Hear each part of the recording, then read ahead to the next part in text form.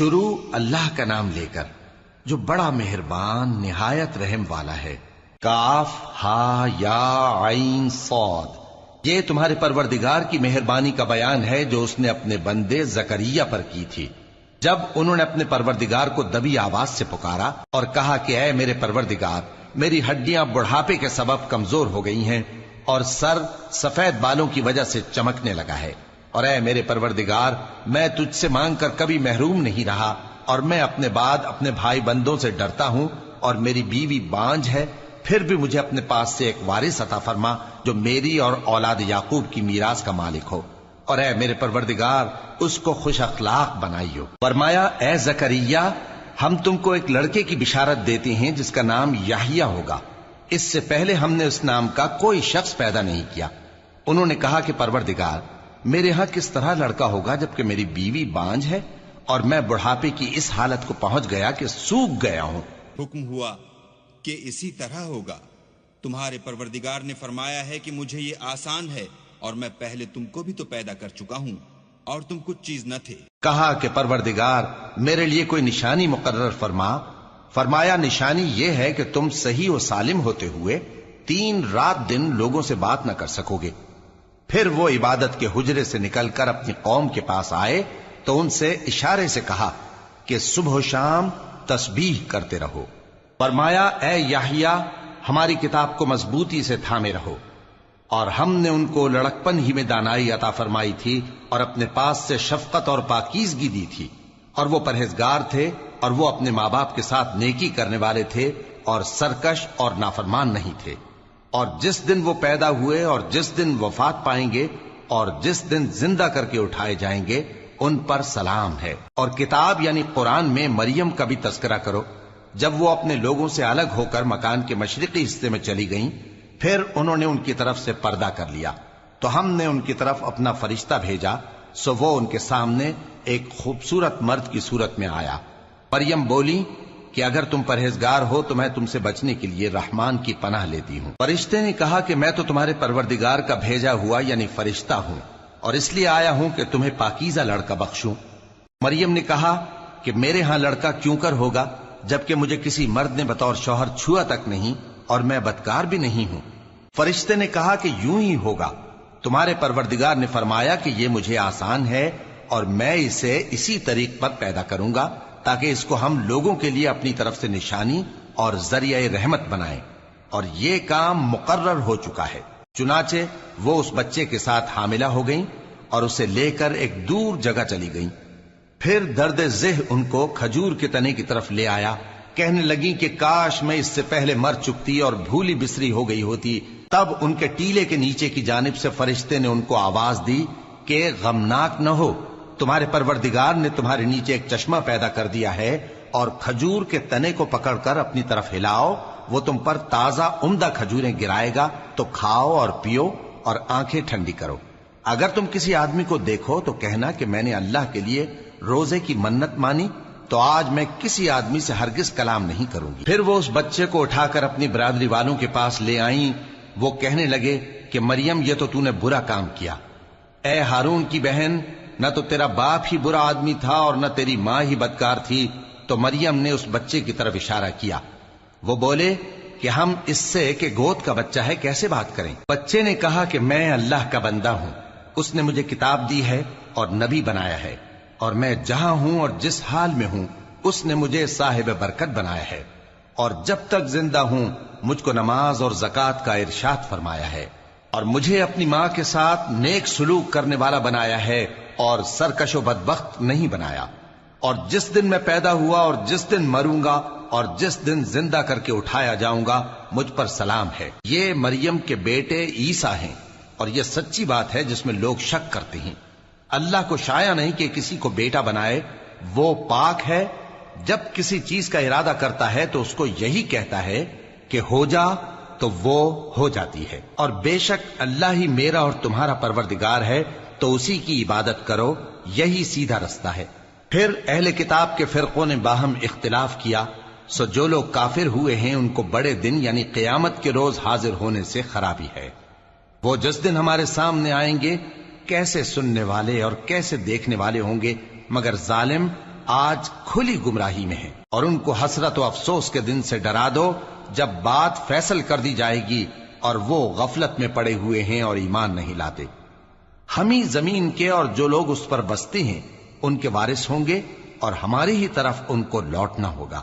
اور کتاب میں ابراہیم کا ذکر کرو، بے شک وہ نہایت سچے تھے، پیغمبر تھے۔ جب انہوں نے اپنے باپ سے کہا کہ ابا، آپ ایسی چیزوں کو کیوں پوچھتے ہیں جو نہ سنیں اور نہ دیکھیں اور نہ آپ کے کچھ کام آ سکیں؟ ابا، مجھے ایسا علم ملا ہے جو آپ کو نہیں ملا، تو میرے ساتھ ہو جائیے، میں آپ کو سیدھی راہ پر لے چلوں گا۔ ابا، شیطان کی پوجا نہ کیجیے، بے شک شیطان اللہ کا نافرمان ہے۔ ابا، مجھے ڈر لگتا ہے کہ آپ کو اللہ کا عذاب آ پکڑے تو آپ شیطان کے ساتھی ہو جائیں۔ اس نے کہا کہ ابراہیم، کیا تو میرے معبودوں کے خلاف ہے؟ اگر تو باز نہ آئے گا تو میں تجھے سنسار کر دوں گا اور تو ہمیشہ کے لیے مجھ سے دور ہو جا۔ ابراہیم نے سلام علیکم کہا اور کہا کہ میں آپ کے لیے اپنے پروردگار سے بخشش مانگوں گا، بے شک وہ مجھ پر نہایت مہربان ہے، اور میں آپ لوگوں سے اور جن کو آپ اللہ کے سوا پکارا کرتے ہیں ان سے کنارہ کرتا ہوں اور اپنے پروردگار ہی کو پکاروں گا۔ امید ہے کہ میں اپنے پروردگار کو پکار کر محروم نہیں رہوں گا۔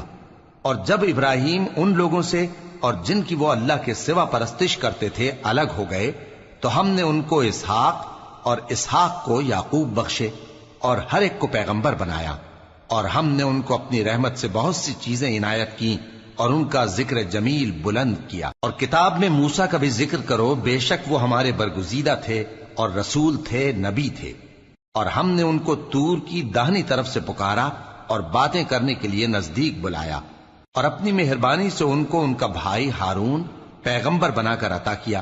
اور کتاب میں اسماعیل کا بھی ذکر کرو، وہ وعدے کے سچے اور رسول تھے، نبی تھے، اور وہ اپنے گھر والوں کو نماز اور زکوٰۃ کا حکم کرتے تھے اور اپنے پروردگار کے ہاں پسندیدہ تھے۔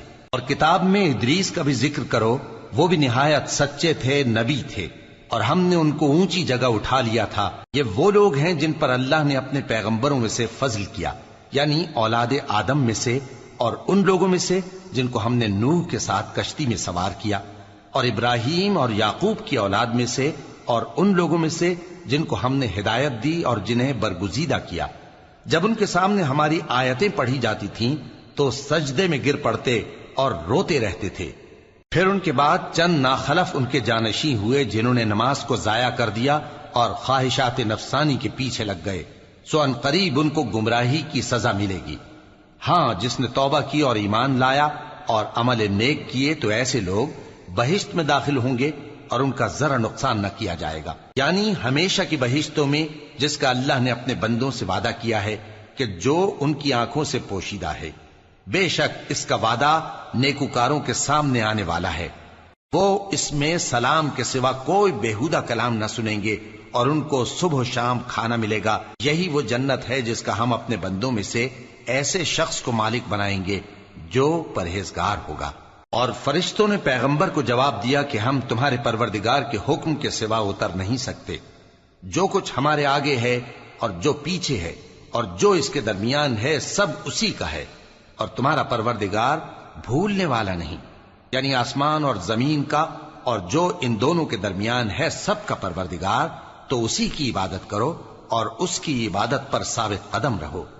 بھلا تم کوئی اس کا ہم نام جانتے ہو؟ اور کافر انسان کہتا ہے کہ جب میں مر جاؤں گا تو کیا زندہ کر کے نکالا جاؤں گا؟ کیا ایسا انسان یاد نہیں کرتا کہ ہم نے اس کو پہلے بھی تو پیدا کیا تھا جبکہ وہ کچھ بھی چیز نہ تھا؟ سو تمہارے پروردگار کی قسم، ہم ان کو جمع کریں گے اور شیطانوں کو بھی، پھر ان سب کو جہنم کے گرد حاضر کریں گے اور وہ گھٹنوں پر گرے ہوئے ہوں گے۔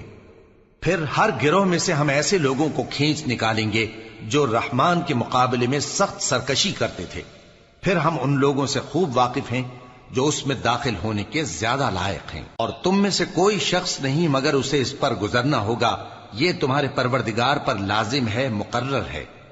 پھر ہم پرہیزگاروں کو نجات دیں گے اور ظالموں کو اس میں گھٹنوں کے بل پڑا ہوا چھوڑ دیں گے۔ اور جب ان لوگوں کے سامنے ہماری آیتیں پڑھی جاتی ہیں تو جو کافر ہیں وہ مومنوں سے کہتے ہیں کہ دونوں فریق میں سے مکان کس کے اچھے اور مجلسیں کس کی بہتر ہیں، اور ہم نے ان سے پہلے بہت سی امتیں ہلاک کر دیں وہ لوگ ان سے ٹھاٹ باٹ اور نمود و نمائش میں کہیں اچھے تھے۔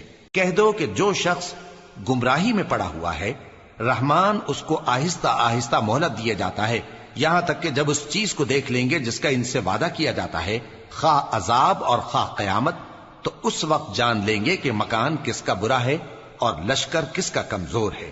اور جو لوگ ہدایت یاب ہیں، اللہ ان کو زیادہ ہدایت دیتا ہے، اور نیکیاں جو باقی رہنے والی ہیں وہ تمہارے پروردگار کے ہاں صلے کے لحاظ سے خوب اور انجام کے اعتبار سے بہتر ہیں۔ بھلا تم نے اس شخص کو دیکھا جس نے ہماری آیتوں سے کفر کیا اور کہنے لگا کہ اگر میں اثر نو زندہ ہوا بھی تو یہی مال اور اولاد مجھے وہاں ملے گا؟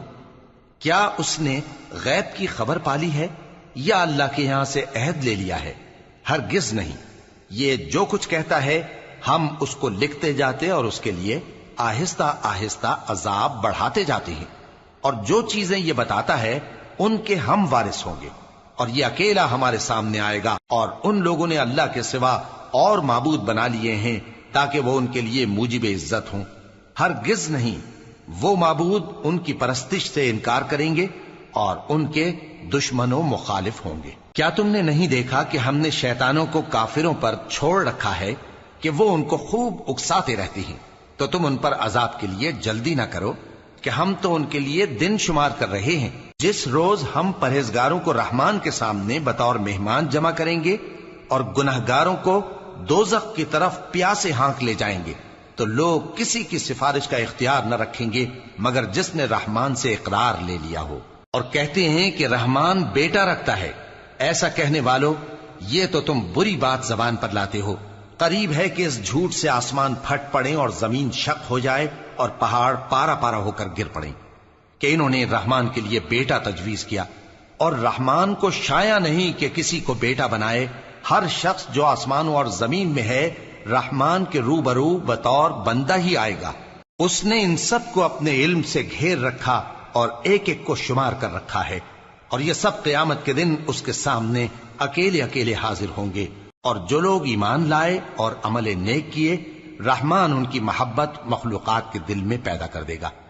اے پیغمبر صلی اللہ علیہ وآلہ وسلم، ہم نے یہ قرآن تمہاری زبان میں آسان بنا کر نازل کیا ہے تاکہ تم اس سے پرہیزگاروں کو خوشخبری پہنچا دو اور جھگڑالوؤں کو ڈر سنا دو۔ اور ہم نے ان سے پہلے بہت سے گروہوں کو ہلاک کر دیا ہے۔ بھلا تم ان میں سے کسی کو دیکھتے ہو یا کہیں ان کی بھنک سنتے ہو؟